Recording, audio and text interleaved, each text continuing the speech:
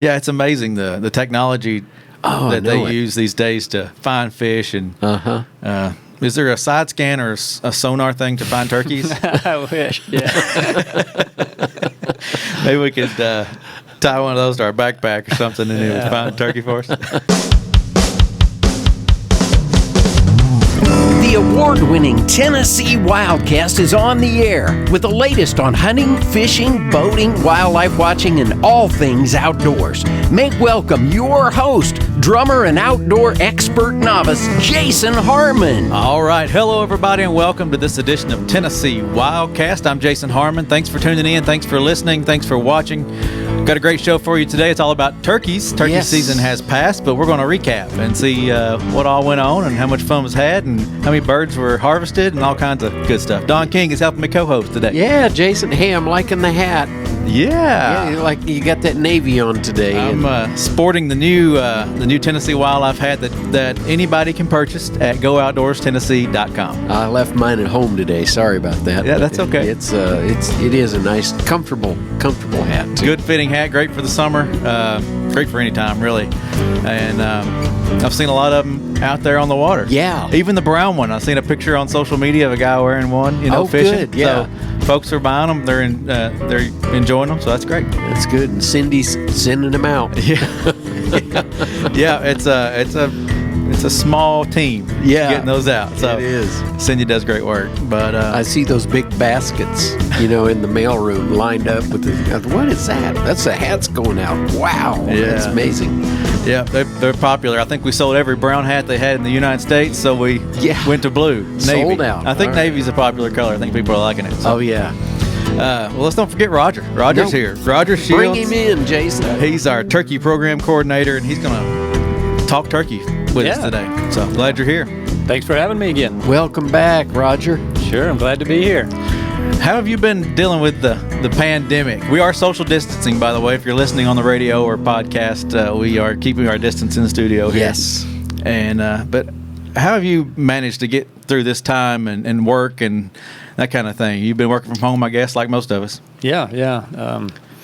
Basically, for the last 3 months, I've been working in my daughter's old room. She's off in college now, so I've taken her space as my office, I guess, and just working there, spending a lot of time on Zoom meetings and, virtually talking to everybody, but able to basically get along, and our family's doing good. Everybody's healthy and well. That's great.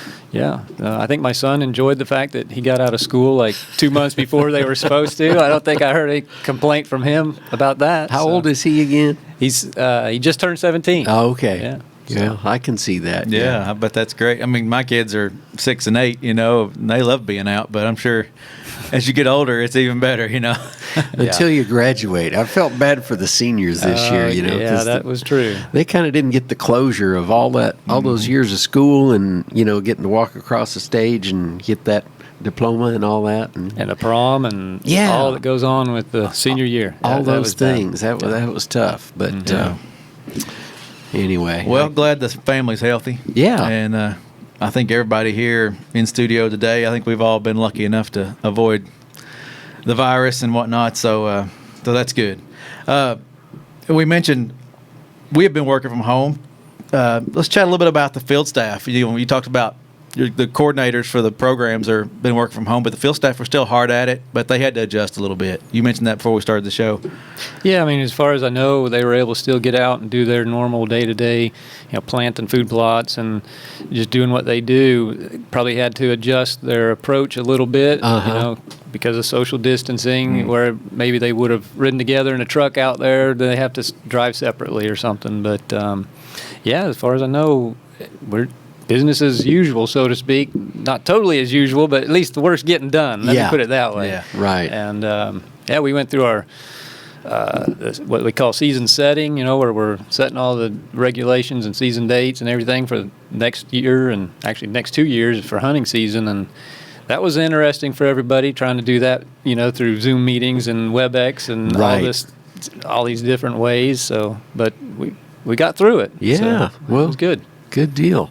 Yeah, and that and that 2 year cycle too. That we've changed that, or the commission changed that a little while back, that that wildlife gets a 2-year season setting, and then fish following that. So Yeah, so this year was wildlife. I guess next year's fisheries, and then it'll be back to us. right. Yeah. Yep. Awesome. Well, today's all about turkeys. We want to highlight the 2020 spring season and talk about harvest and that kind of thing, and some of the other changes that are going to be coming along in the future. Hey, it was pretty obvious that a lot of people had a lot more time to go turkey hunting this spring. I think so. Because of what we've been talking about here. Yeah, numbers are up and license sales are up, and we're going to hit on all that today. So, but first, do you want to tell a hunting story? You said you made it out into the woods this year. Oh, sure. And had some success. I did not, so I don't have much of a story. Oh, okay. But I think the folks at home would love to hear a turkey hunting story. Yeah. I guess divine providence maybe shined on me this year. I don't know, because I'd scouted out a few areas. I was just hunting this public area close to where we live, Percy Priest, and Just public area. You know, it's hard for people to kill birds on public land. Just some public land. But I scouted out, like I had 3 different spots that I was going to go to, and I thought, well, I better get up early. This is my first year hunting here in Tennessee too, so I didn't know quite what to expect. Right. So I better get out there early. So I thought I was early, but I went to my first spot, and there was already somebody there, and I won't want to get in on him. So I drove to my second spot, and somebody was there. So I drove to my third spot, and I'm starting to get nervous now. Somebody was there, and I was like, now what do I do? So I was driving on down the road trying to think about where can I go now, and then I had the little map up on the GPS, and I saw, well, there's another spot up ahead. Let me just, I'll turn around there. And I went to turn around, and nobody was there. And I said, well, this is where I'm going to be today. All right. This is opening day. Wasn't successful then, but I came back. That was Saturday. I came back Good Friday. So it was a week later on Good Friday. And because I came back because on that opening day, as I was walking in, still like good 45 minutes before daylight, I hear a bird gobble, and why he was gobbling that early, is only, like I said, divine providence. God was like, this is the area, son. This is where you want to be. So, yeah, I came back and heard bird that opening day. Just he got hen distracted him, and so he didn't come into me. But so I came back that Good Friday and stumbled it in the dark and got set up in a good spot. Actually ended up coming in right underneath where some hens were roosted, and I spooked one, and she flew off, but the other, I guess there were about 2 or 3 other ones, they stayed, which worked out to my advantage, I think, because the one I think that flew off had circled around and was kind of coming in, and anyway, two longbeards came up, and they got within range, and I was able to get one. Rest is history. Right. Yeah. First Tennessee bird? It is. Awesome. Yep. Good deal. So I got his tail fan and everything all ready to go, get put up somewhere. I don't know where. I guess your last one was in Florida, right? Yeah. Yeah. Yep. Well, speaking of the tail fan, if you haven't seen our Drop the Tailgate episodes on Facebook and YouTube, Matt Cameron, our regional communication coordinator, has been putting together some great Drop the Tailgate segments. One was how to mount a turkey tail fan. So that is a cool episode. Go check it out on YouTube or Facebook, and go check those out. He does a great job with those, and they're fun to watch. So, all right. Well, congratulations on your bird. Thanks. Well, let's jump into some of the numbers. We saw an increase in the turkey harvest this year, and let's just start. Just a little bit of an increase. Yeah. I guess I'm kind of playing it down here. It was a pretty good increase. So, tell us what the numbers look like, and kind of where we think and why we think these numbers went up, and we'll start there. Yeah. So, we topped 40,000 birds this year in harvest, which is, last 2019 it was 31,000 and some change. So that's a pretty significant increase, about 27% over the 5-year average. And yeah, so we were up, and it was a crazy year. I mean, like I said, there were a lot of people out hunting, and that's good. And we want people to hunt. So yeah. But when you put more people out in the field and give them more days, like you were saying, not only was there more hunters, but they didn't have anything else to do. Right. A lot of them were not at work, during the week. So where normally you might have real heavy weekends, now you got weekends and weekday pressure. So Yeah. harvest was up. I think just people are out there more, and eventually someone like me even can get a bird. So it just happens. And so we saw an increase. But, in the long-term, big picture, I know some people were worried about how this year of harvest might impact the populations long-term. And I don't think there's going to be a big, huge impact long-term from it. You're never going to harvest all of the birds out there on the landscape. And so if we get a few birds, a few males that are still around, and there are, and we don't harvest the hens, so the hens are still there, so there will be breeding that goes on. And so especially if we can leave them alone long enough to let them get their breeding done, then everything will be all right. Now, for the next few years, next 2 or 3 years, I'm sure we're going to see some decrease in harvest because there are fewer adult birds out there on the landscape now. But provided we have decent reproduction, and survival's usually pretty good for the gobblers, so I think we'll bounce back pretty quick.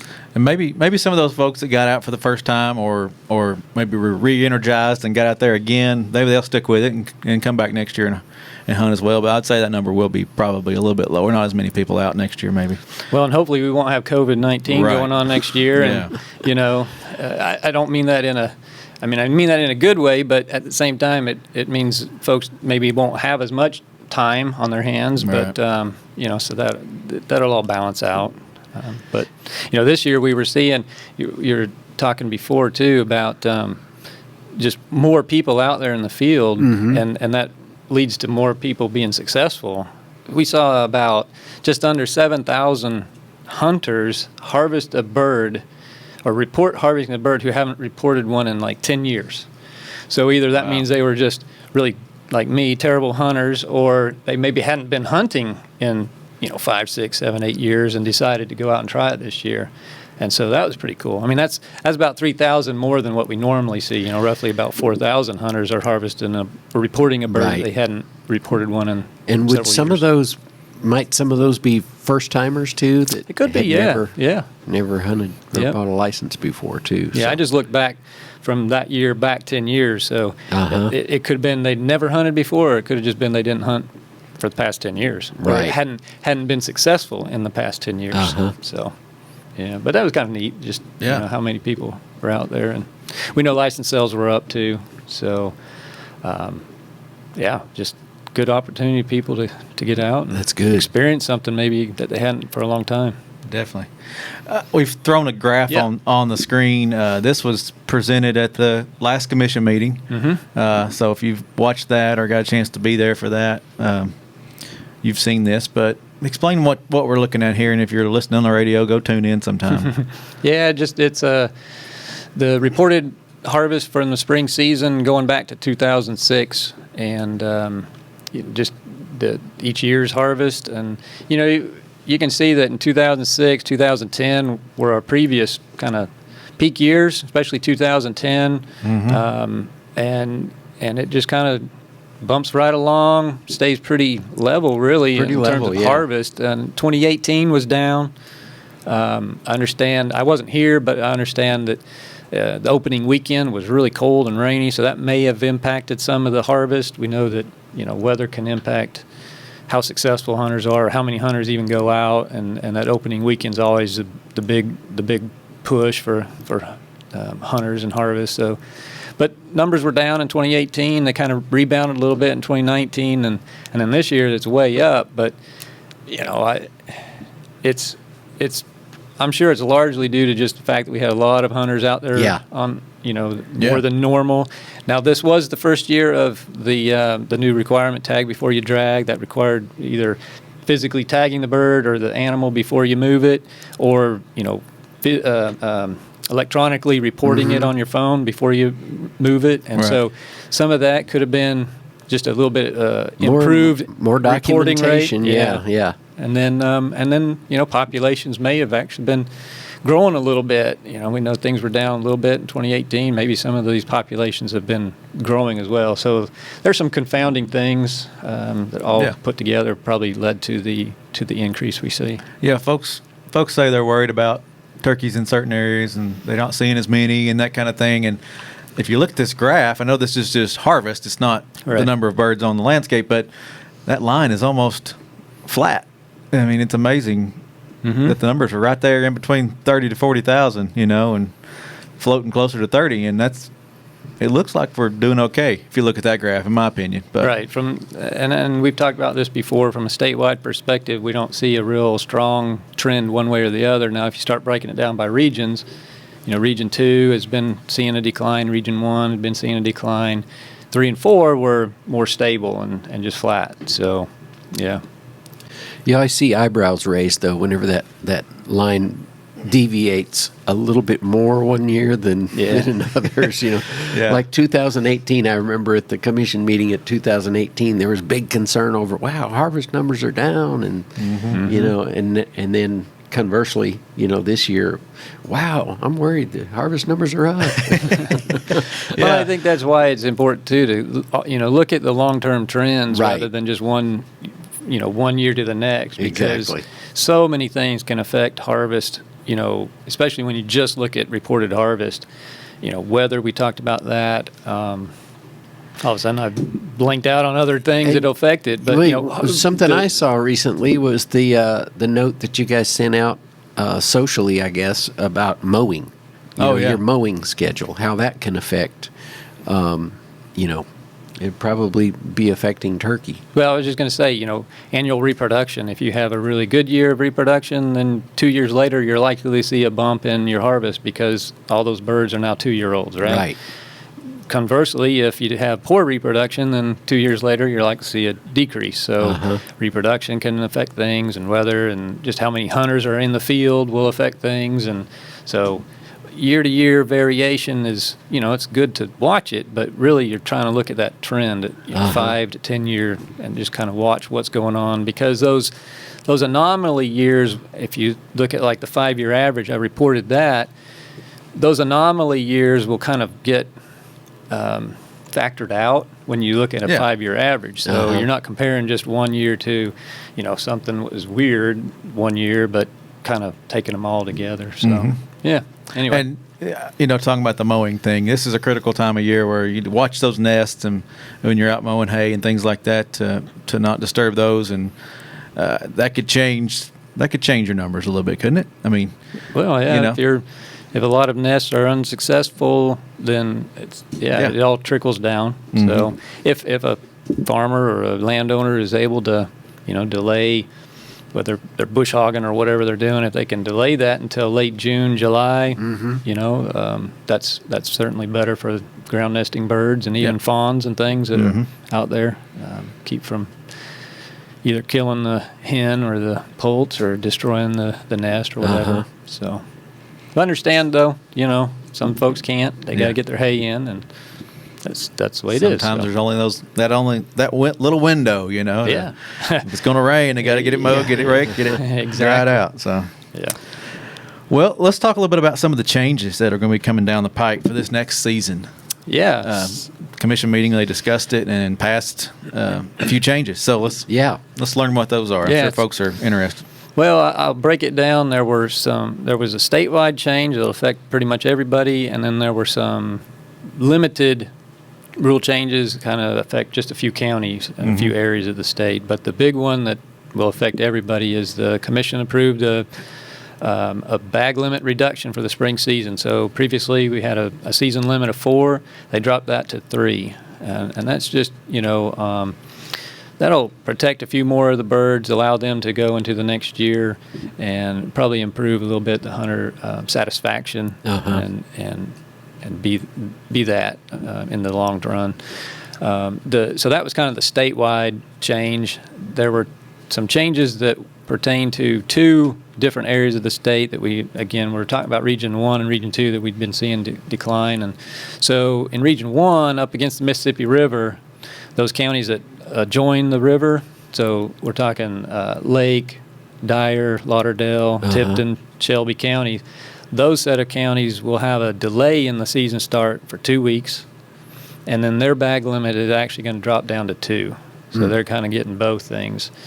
There's 4 counties in southern Middle Tennessee, Wayne, Giles, Lawrence, and Lincoln, that will have a 2-week delay in the season start. So those 2-week delays are both for the youth season and the general season, Okay. the regular. So 2-week delay in the start, same. They'll finish the same as the statewide. And part of the reason why we're doing that is, again, just feel like if we can protect the breeding and remove the interference and the removal of gobblers that takes place early in that breeding season before the hens have had a chance to start nesting and incubating, if we can remove that or delay it until after the majority of the hens have started nesting, that'll improve reproductive success. Neat thing about this, and I'm so excited to be able to really look at this, is we've got this, the research project going on in southern Middle Tennessee. Right. We're in our 4th year now of that project. We've got, after this year, we'll have 1 more year of data collection. So we have got a lot of data already collected on reproductive rates and survival of nests, survival of poults, and all this data that the students have been collecting. And now we'll have the rule change, and we'll be able to actually monitor and measure what kind of effect the 2-week delay has on nesting rate, clutch size, nest success, and all of that. So we're hopeful that we can get another year of data collection after that, so we'll have 2 years. But I tell you, I'm really excited about that element because it's not just Tennessee, it's the entire Southeast, and I would even say almost the entire eastern United States that is curious about how does timing of hunting season, how does that affect reproductive success? And so we're in a great spot. I feel a paper coming on. Oh, yeah, there's going to be a huge paper coming. Yeah, and this is just so nice. Again, we've got this study that's already in place. We have birds that are being monitored this year, and transmitters that will stay on those birds that survive. And so we'll just keep rolling it. And so I'm excited. That's good. Yeah. That's awesome. That's awesome. And hopefully we can get that 1 more year, like you talked about, if there's some funding for that, and even more data. Well, I want to tell folks how to find the season summary. All the dates for the 2020-21 seasons are on our website. If you go to tnwildlife.org, just under the hunting tab, drop down, it says hunting season summary. Right now, you can kind of get an idea of the seasons. We hadn't touched on the fall turkey season, though. Has anything changed for fall that we should touch on? The only thing that changed with the fall season is Lincoln County was added as one of the counties that's closed. That's closed to fall turkey hunting. The other counties in that southern stretch, Lincoln's one of those 4 that were doing the delayed start for the spring season, and the other ones had already closed to fall turkey season, and so we added Lincoln, or I say the commission approved that proposal to close it to fall. Okay. And one thing we haven't really said, it's all bearded birds, right? There's no opportunities for hens or non-bearded. Correct. Yeah. Okay. Yeah. So bearded hens, I guess, are still legal, but bearded turkey is the way we define legal bird. Okay. All right. So So if you go to tnwildlife.org under the hunting tab, season summaries, you can see the deer, the unit CWD, elk, black bear, fall turkey, spring turkey, et cetera, et cetera, et cetera. And then below there's a PDF where you can see all that in one spot. Go ahead, Roger. I was just going to say, on both the PDF and on that page, we didn't get into the specifics of the Mississippi counties and those southern Tennessee counties and their specific season dates. So what you see there is just the general kind of statewide season dates. But in the hunting handbook that comes out in August, it will have all of that, even for those unique areas. Yeah, make sure this is a good way to plan your vacations and get your season, get your year in planning mode. But yeah, make sure you check your guide. The 2020-2021 guide will be what you want to reference for some of those bigger changes and things you need to pay attention to, more the nitty-gritty specifics. So it's good to have that. Good to have that out for folks to reference. So, all right. Well, anything else we want to cover today, Roger? Have we touched on everything? I think so. I was trying to remember if there was anything else that we had talked about beforehand. Well, we're excited about what next season looks like. You know, maybe folks will have some of the same success. Hope they will anyway. And people will be able to still get out there and hunt and fish. And speaking of fishing, fishing is hot right now. Yeah, really. If you haven't been to our Facebook page or our YouTube page lately, we've got a lot of hunting 101 or fishing 101s, I'm sorry, and tackle tips. And we went catfish jugging and showing folks how to do that. Have you ever done that, Roger? Never have done that. We'll have to get you out there next time. It was pretty fun. It was my first trip doing that, you know, and we got some pretty good video and show you step by step how to do that, which was pretty cool. And there's more tackle tips coming out soon, how to tie up different rigs, and you know, your Palomar knot and your improved clinch and things like that are out there already. And we just shot. We'll leak a little bit. All here. right, a little preview here. We shot a ledge fishing episode that'll be coming out soon, so you can learn how to chase bass on the ledges. Okay. And we've got a great guide on Old Hickory Guide Service. Ian Huey's been helping us out with that. So Yeah. he does great, and he's been doing a lot of tips for us. And I learned a lot just riding along with him and looking at his equipment there. He was very helpful. Yeah, it's amazing the technology that they use these days to find fish. And is there a side scan or a sonar thing to find turkeys? I wish. Yeah. Maybe we could tie one of those to our backpack or something, and it would find turkey for us. It'd make inventory and counting them a lot easier maybe for us too. Yeah, that would be great, wouldn't it? Yeah. But anyway, there's a lot going on at the agency. Even though we've kind of been tied up at home and trying to stay away and keep our distance, social distancing and all that, we've been able to continue to work and provide for the sportsmen and women of Tennessee. I've even heard that we might even have a road trip or two scheduled for future WildCasts coming up here before too long. Yeah, we're going to try to get on the road and do some shows, and before you know it, we'll have some more shows on the raffle packages that are coming out. Conservation raffle, so we'll highlight some of those too. But we'll be doing the public meetings too for fish coming up this summer, so stay tuned for that. Stay tuned. So, all right. Well, Roger, thank you as always. Well, thank you for letting me come on again. Yeah. It's always a pleasure to talk to you guys. We're glad to have you in Tennessee and appreciate everything you do for the agency and all the hard work y'all put in up there. So, Well, thanks. good job. Don, thank you. Thank you. Appreciate it. All right. Well, this is Tennessee WildCast. We're glad y'all are tuning in, and we appreciate y'all doing that. Keep listening, keep watching, keep coming back, and remember tnwildlife.org. All the information you need for outdoors in Tennessee. So we'll see you next time. Thanks for tuning in. Stay connected with TWRA by visiting our website at tnwildlife.org and follow us on Facebook, Twitter, and Instagram. Hey, it's all about Tennessee wildlife. It's what we do. Tennessee WildCast will be on the air again next week. We'll see you then.